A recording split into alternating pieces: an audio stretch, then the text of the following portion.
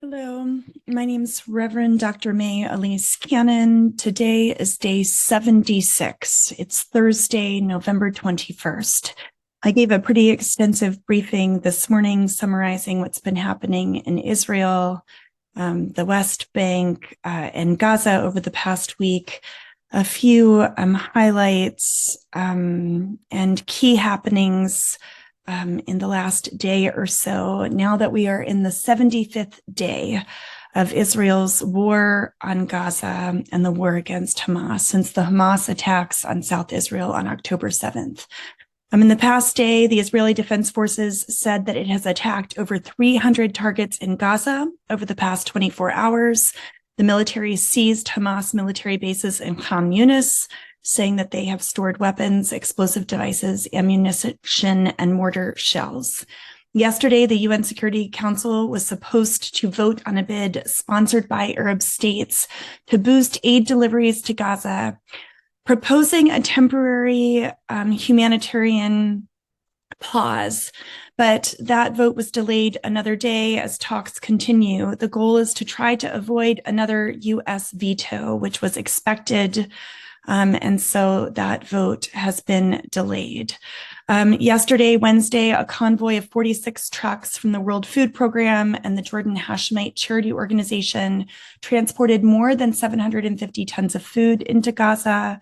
We do know that on Sunday, the Kerem Shalom crossing was opened. And my understanding is that has been receiving aid trucks to increase capacity.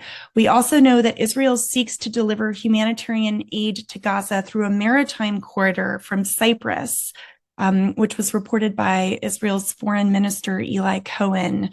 He announced that yesterday.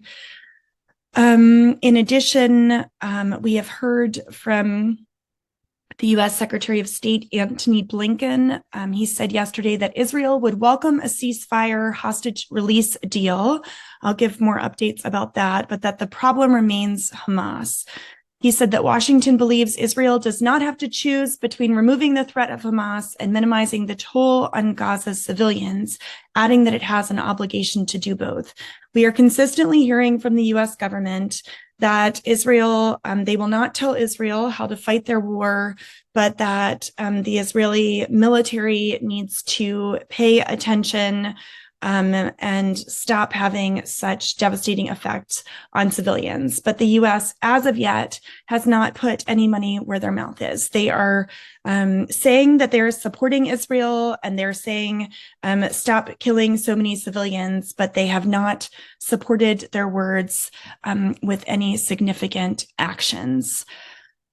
Which is quite frustrating. I talked already in the last couple of days about Senator Sanders' introduction of a resolution demanding information on Israel's human rights practices amid the sustained bombing campaign on Gaza.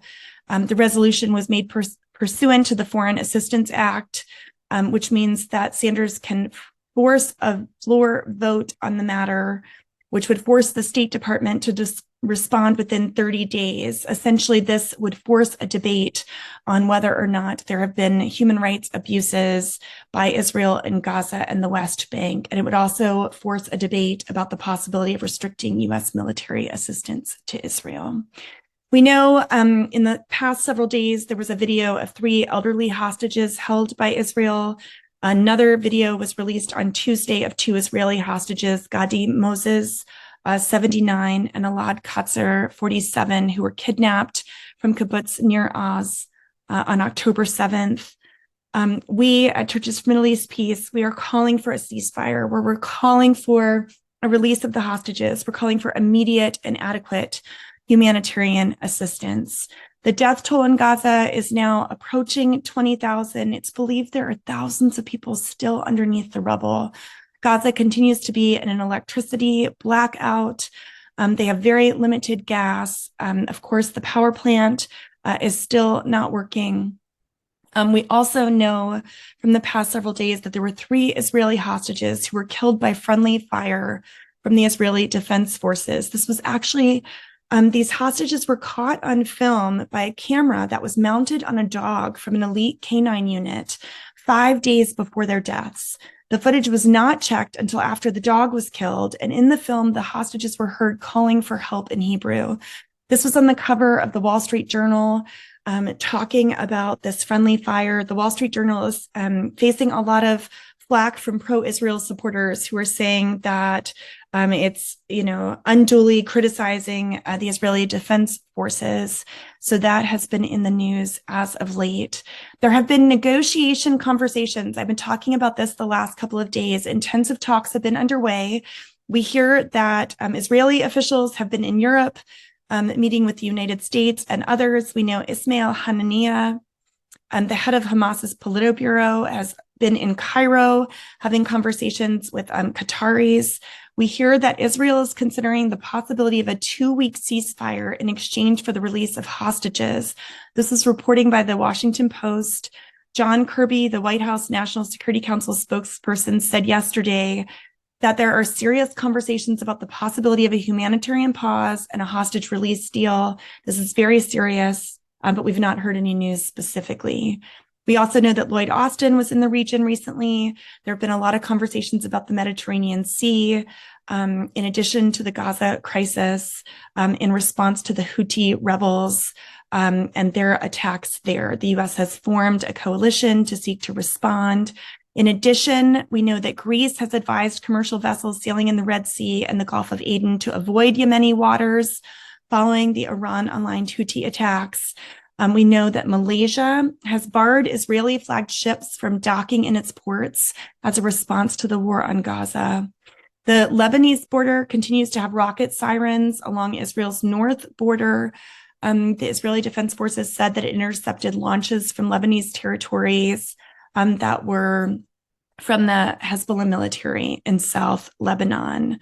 There have been escalations in the West Bank. There was a suspected car ramming attack that was thwarted when soldiers shot and killed a driver at a junction in the West Bank. And the Palestinian Health Ministry said a 16-year-old was killed just in the past day, a Palestinian 16-year-old by IDF fire in the village of Hussan. Hamas leaders have been having conversations with Palestinian political rivals on how to govern Gaza and the West Bank after the war ends. Of course, Israel has said Hamas will not be in leadership. The U.S. has said the same as well. The U.S. has said it would be the PA. Israel has said it is not. So that has been an ongoing conversation. We know that Iran's foreign minister also met recently with the head of Hamas's political bureau, Ismail Haniyeh, in Doha, Qatar. And then Europe's President Zelensky has said that the war in the Middle East is affecting Ukraine. He said there's a loss of focus, a loss of collaboration and support for Ukraine. And so the Middle East war is negatively affecting Ukraine's position in the aid that it's receiving. I just wanted to give a couple of highlights from OSHA. The situation in Gaza is just horrific. Telecommunications continues to be down. There's been heavy bombardments from air, land, and sea across Gaza. We know that a 5-story building was struck on the 19th. Reportedly, more than 100 people were killed in that bombing. The Ministry of Health, as I mentioned, the casualty figures are approaching 20,000. They're saying that the vast majority of those are women and children. More than 52,000 people have been injured.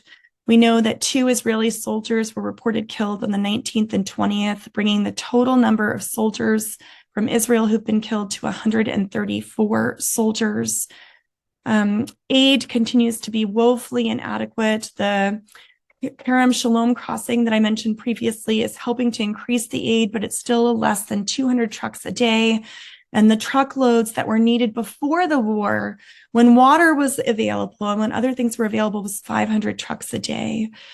Displacement is so severe, 1.9 million people being displaced. Population density now exceeds 12,000 people per square mile. This is according to OSHA, the Office of the Coordination of Humanitarian Affairs. Thousands of people are lining up for aid distribution centers in need of food, water, shelter, and protection amid the absence of latrines and adequate water. We know that there's cold winter and rain that has flooded tents and makeshift shelters. We know that there's a lack of food, basic survival items, poor hygiene, exacerbating the dire living conditions. amplifying protection, mental health issues, the spread of disease. There are more than 360,000 cases of infectious diseases, acute respiratory infections, meningitis, jaundice, impetigo, chickenpox, according to reports from UNRWA shelters. I could go on and talk about food insecurity. 90% of the population regularly go without food for a whole day. Half the population is starving in a situation of extreme or severe hunger. Only 10% of the food that is currently required for the more than 2.2 million people in Gaza has arrived into Gaza in the last 70 days. The situation is desperate. We need to continue to stay strong. I reported yesterday, if you didn't see my update, all we need is 3.5% to actively engage in nonviolent resistance, calling for a ceasefire. An end to violence. People have been saying Hamas needs to end violence. We completely agree. Condemn the attacks of Hamas. Hamas must lay down their weapons. The hostages must be set free. And Israel must stop its campaign, its ethnic cleansing of Gaza. We need a comprehensive ceasefire. Alternative means must be pursued. Diplomatic, nonviolent.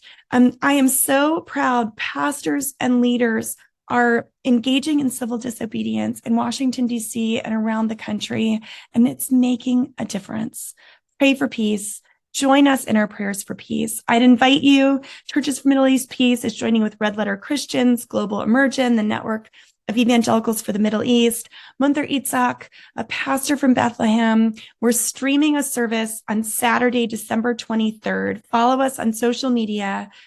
Christmas Lutheran Church in Bethlehem. It's 6 p.m. Bethlehem time, 11 a.m. Eastern time. Christ in the Rubble, a liturgy of lament from Bethlehem on Saturday as we approach Christmas. Join us for that as we lament and join with Palestinian Christians, as we call for peace, as we pray for peace, as we call on our elected officials to end this horrific, horrific violence, and as we prepare to worship the Prince of Peace who brings hope to us in this Christmas season. So many blessings to you as we work for peace together.